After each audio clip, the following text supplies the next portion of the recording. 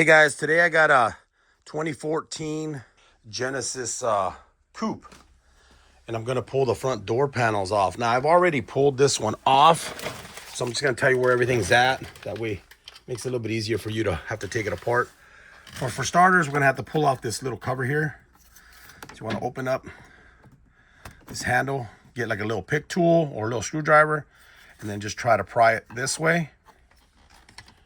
And then you're gonna pull off a little Phillips head screw from there. Then you're gonna move up here to the front. It has a cover right here. You can just grab and just kind of pull it. Pops right off. It attaches right there to those little studs right there. And then the hardest one is gonna be this part right here. This one you could use like a little screwdriver or a pick tool as well, and then just try to grab a corner and just kind of get it to peel up. It's rubber. Pull it off. Also has the same type of screw there. And then next you want to do is just grab the panel and just start popping it all the way around. And then once you got it all popped off, you're just going to lift it up. Okay. Now we're going to pull off a couple different things back here. And then there's two harnesses right here. They both have push tabs on them. Just push down and then pull it out. That's one. And then the second one's going to be right here. Push the little trigger, pull it out.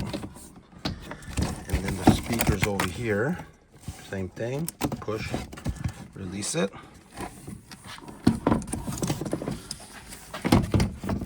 Over here where the handle is, there's a little push thing there that comes off.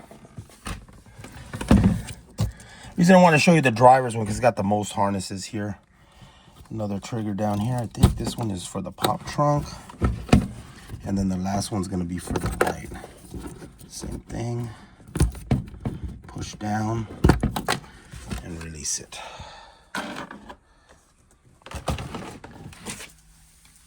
Now I'm tinting the windows on this, so I did have to pull this rubber seal. That seal sits in there like that, or the sweep they call it. And then you could just, pull it off. Now, do need to get behind here to get to that area right there where the tint, this has tint on it, it's bad, as you can see. This is really old tint, so I got to get that off with my steamer. Now, you could try to pop these off, these clips right here, and then to be able to pull this rubber piece out of the way. If I had replacement clips for this, I would try it. Sometimes they like to break, but it's up to you. I think what I'm gonna do is I'm just gonna put a little bit of tape on this rubber piece here, or just clean it really, really good with some soap and water. And then that way when I slide my film, if I get anything, if I hit it or anything, it won't get contaminated. But I think I can slide it behind it. There's quite a bit of room there. So I don't think I need to pull that off. And I think that goes like that. So that piece goes behind there. But right now I'm just gonna put the piece in front of it. So it kind of gives me a little bit more room in there. But that's pretty much how you take it apart, and then putting it back together would be obviously the same thing. We put all the harnesses back on. First your light, your pop trunk. We can put this, slide it in, make sure that this piece right here goes in, and then it should snap into place with that. And then we got our speaker harness, and then we got our other two harnesses. We're gonna hook the panel on, snap it into place. None of our clips came off, which is good. Now, if you did want to replace the speakers on here, you will have to drill out the rivets on here. Other option would be, if you don't care about the speakers, you can actually try to cut the speaker out of this actual spacer, and then when you cut it out, then you can just lay your speaker on top here, so you don't have to buy another spacer. That's the cheater way. And that way you don't have to drill these out and then have to put new screws or rivets or whatever it is that you're gonna have to put on there. That would be one option. As for like the motor on this, the motor sits right up on top for the window. So I think these are easily replaced. I think you just take these three screws out, unplug it, and then you pull that out. So that's pretty easy. To get to the regulator, it would be a little bit different. I think you'd have to pull all that apart. It probably attaches on the back side of there somehow. But that's pretty much it. And then the side mirror. With the side mirror, I pull the panel because the plug is underneath. So in other words, If you want to try to take the mirror off on this car, you will have to pull the panel because you got to get to this plug because it's underneath the panel. The reason I'm mentioning all this stuff is because that's a lot of questions that I get that have nothing to do with what I'm doing. And so I figured I'd answer those just in case anybody decided to ask that. This is the door panel right here. This one's kind of in bad shape. So just remember when you hang the panel back on, you put your bolt back in, you put your little cover back on. Same thing here, put your bolt in, make sure it lines up, and then put the little cover back on. And then that pretty much does it. So I guess that switch down there's this one down here is going to be for the gas door and also for the trunk release. So it does two functions. And then the passenger door, that one's not going to be as tricky. So you are going to have a switch up on top that you're going to have to unplug. You're going to obviously have to disconnect the cabling for the door and the door lock right there. And then on the bottom, obviously there's going to be also the same thing, a little cover down there. And then on the side over there where you can't see, there's also a light similar to this one over here. Right there. You'll probably have to unplug that as well.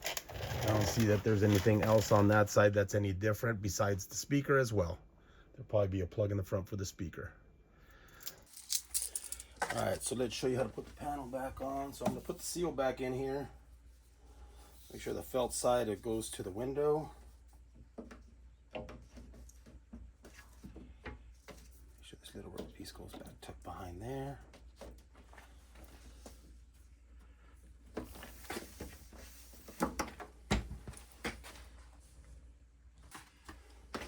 Okay, so start off with the bottom plug for the little light. Put that into place. Let's go ahead and plug in the one for the gas and for the pop trunk right here.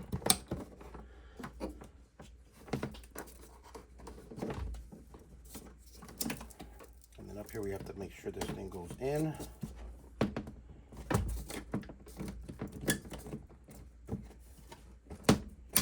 Snaps into place.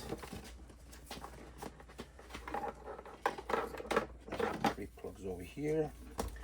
There's two, one goes there and one goes there. Let's plug in the speaker first because it will block your view. So over here, plug in the speaker. And then the last two plugs. Top one here. Can't mix those up, they're different. One's bigger than the other. Then go ahead. And then this little edge here goes right up on there. And then you might have to slide it back and forth depending on if the clips are lining up on you or not.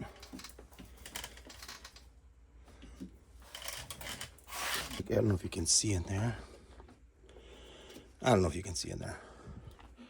But the clip needs to be slid over. There it goes. Now it's just going to lay right in there. Before you push down, make sure all the clips kind of seem like they're going in to their respective holes. Knock that into place and put our cover back on. Make sure to line those up. Got one screw right here. The cover. Put this side in first. Put this, lay it in there, snap it into place. One screw right down in here. Take our little rubber mat. Curved side goes towards us. And that pretty much does it, guys. It's pretty much pulling off, removing and replacing the door panel on a 2014. I believe the 15 is the same. This one's August, so it might be a 15. I think the girl told me it was a 14. Removing and replacing the door panel on here. Now, what I did when I tinted this window, I actually pulled the screw. So it tricked the window to roll all the way up. So we're going to put that screw back in. You might actually even hear it. I don't know if you heard that. It went under. Basically, now the window Now the window moved down now. As you can see right here, it came down. So when that button over here, and when I'm pushing right here, it makes it go up and down. And then also when you take that off, that light turns off because there's no power there. As you can see in the bottom now, there's power there. So I do that as a trick because I couldn't find my little, I got like a little squishy thing that squishes this door pin over here and pushes it in. I think it's called a chime eliminator or something. I don't remember what it was called, but I couldn't find my tool. So I just took the screw off of there, and that tricks the window to go up. That way, you know, I'm able to cut the bottom of the tint when I do that. But anyways, guys, thanks for watching. And if you have any questions, hit me up.